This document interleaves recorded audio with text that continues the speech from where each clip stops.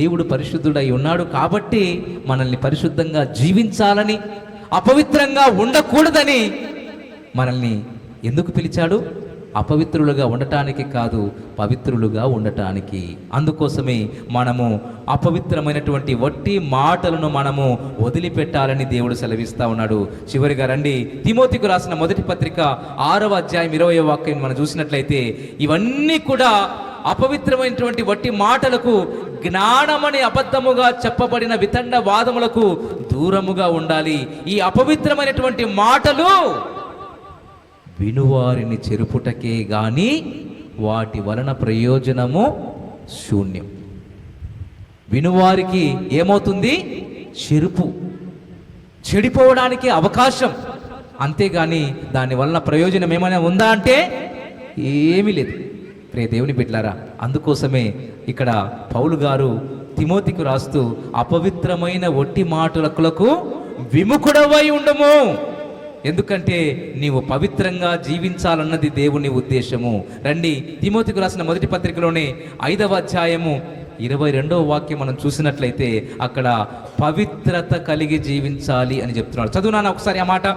త్వరపడి ఎవరి మీదనైనను హస్తనిక్షేపణము 5వ అధ్యాయం 22వ వాక్యం చేయకుము. పరుల పాపములలో పాలివాడవై ఉండకుము. నీవు పవిత్రుడుగా ఉండునట్లు ఏమిటి? చూచుకో. నువ్వు పవిత్రంగా ఉండాలి తప్ప అపవిత్రుడుగా ఉండటానికి వీలు లేదు.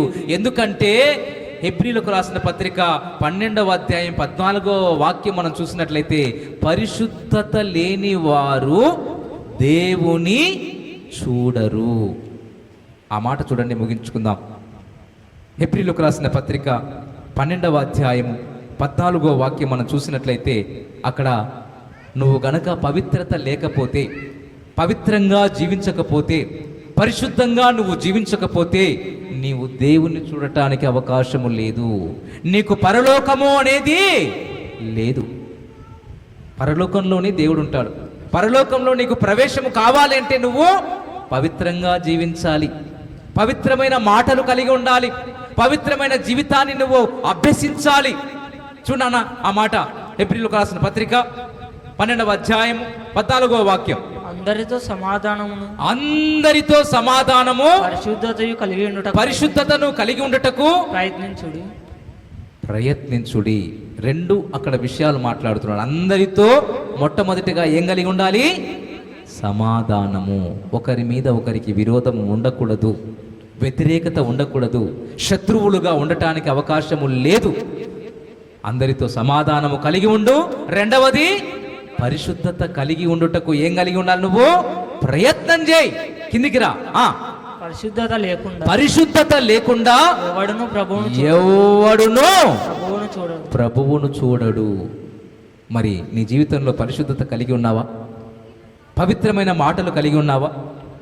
లేక అపవిత్రంగా జీవిస్తూ అపవిత్రమైనటువంటి వట్టి మాటలు కలిగి లోపల హృదయము నిండిన దానిని బట్టి నోరు మాట్లాడుతుందని ఇష్టానుసారంగా, ఇదిగో ఆనాడు ఏ విధంగా పనికిమాలిన వారుగా ఉన్నారు, ఏకముగా పనికిమాలిన వారయ్యారు, మనము కూడా ఆ విధంగా పనికిమాలిన వారంగా మారుతున్నామా? ప్రియ దేవుని బిడ్డలారా, మరి అపవిత్రమైనటువంటి వట్టి మాటలు వినువారికి అవి చెరుపుతుంది కానీ, చెరుపుటకే కానీ, చేయడానికే కానీ మన జీవితాలను ఏమాత్రము కూడా ప్రయోజనకరంగా మార్చదు. అందుకోసమే అపవిత్రమైనటువంటి వట్టి మాటలు మన మధ్య ఉండకూడదు.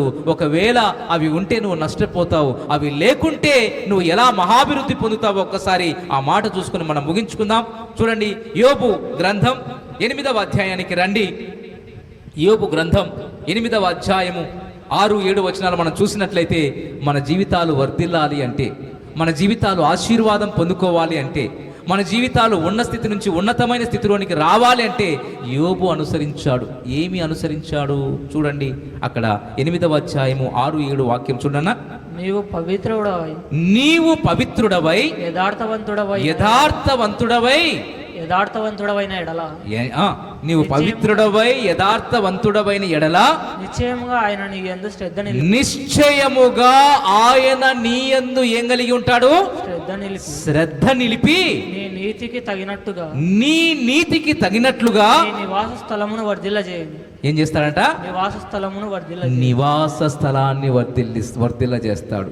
ఎప్పుడైతే నువ్వు పవిత్రంగా జీవిస్తావో, ఎప్పుడైతే పరిశుద్ధంగా నీవు జీవిస్తావో, నీ జీవితంలో ఎప్పుడైతే పరిశుద్ధత కలిగి ఉంటావో, ఇదిగో నీ నివాస స్థలాన్ని ఆయన ఆశీర్వదిస్తాడు.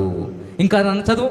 అప్పుడు నీ స్థితి మొదట కొద్దిగా ఉండినను తుదకు నీవు మహాభివృద్ధి పొందినట్లు చేస్తాడు. అర్థమవుతుందా?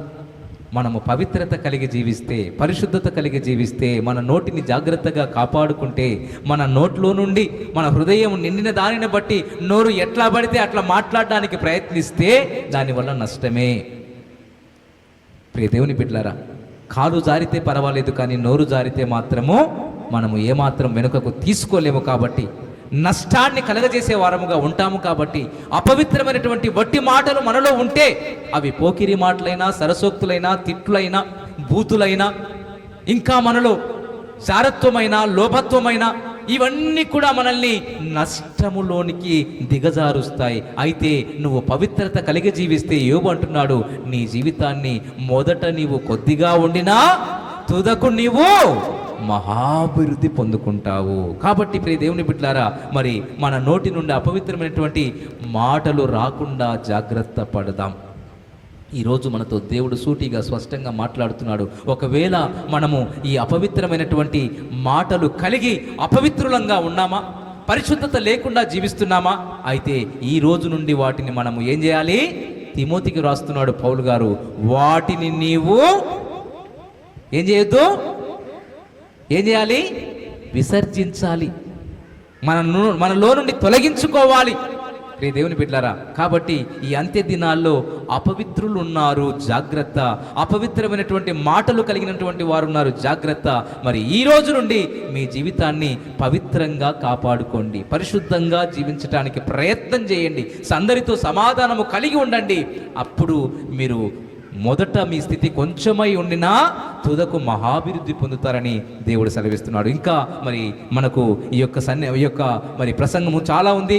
అయితే ఈరోజు ఇక్కడికి మనము బంద్ చేసుకుందాం. అయితే మనం ఈరోజు అపవిత్రమైనటువంటి వట్టి మాటలు మనల్ని ఏ విధంగా అపవిత్రం చేస్తాయో, కాబట్టి మనము అపవిత్రమైనటువంటి వట్టి మాటలకు విముఖులమై పవిత్రంగా జీవించడానికి, పరిశుద్ధంగా జీవించడానికి ప్రయత్నం చేద్దాం. దేవునికి అప్పగించుకుందాం. దేవుడు తన పరిశుద్ధ వాక్యము ద్వారా మనల్ని పవిత్రపరుస్తాడు. ఎందుకంటే ఎన్ని మెట్లు ఎక్కామని కాదు, ఎంత ఎత్తుకు ఎదిగాము. ఎన్ని మెట్లు ఎక్కామని కాదు, ఎంత ఎత్తుకు ఎదిగాం. ఎన్ని మునకలు వేసామని కాదు, ఎంత లోతును తడిమాం. ఎన్ని సూక్తులు చదివామని కాదు, ఎంత శుద్ధిని మనము చేసుకున్నాం. సంవత్సరాల తరబడి బోధనలు వినడం కాదు, మనము ఒక్కరోజు సాధన చేస్తే మన జీవితాలు మారిపోతాయి. మన జీవితాలు దేవునికి మహిమకరంగా మారుతాయి. మన కుటుంబాలు ఆనందంగా ఉంటాయి. మన జీవితాలు దీవెనకరంగా మారుతాయి. కాబట్టి ప్రియ దేవుని బిడ్డలారా, మన జీవితాల్లో అపవిత్రమైనటువంటి వాటికి దూరంగా ఉండి పరిశుద్ధులైనటువంటి దేవుణ్ణి మనం మహింపరిచేటువంటి వారముగా ఉండాలని దేవుడు కోరుకుంటూ ఉన్నాడు. ప్రభువునందు ప్రియులారా, ఈ సందేశాలు మీకు నచ్చినట్లయితే దయచేసి లైక్ చేయండి, సబ్స్క్రైబ్ చేయండి, పక్కనే ఉన్న బెల్ బటన్ నొక్కండి. ఈ సందేశాలను దయచేసి 10 మందికి షేర్ చేయమని ప్రభువు నామమున ప్రేమతో మీకు మనవి చేస్తున్నాం. Thank you. Praise the lord.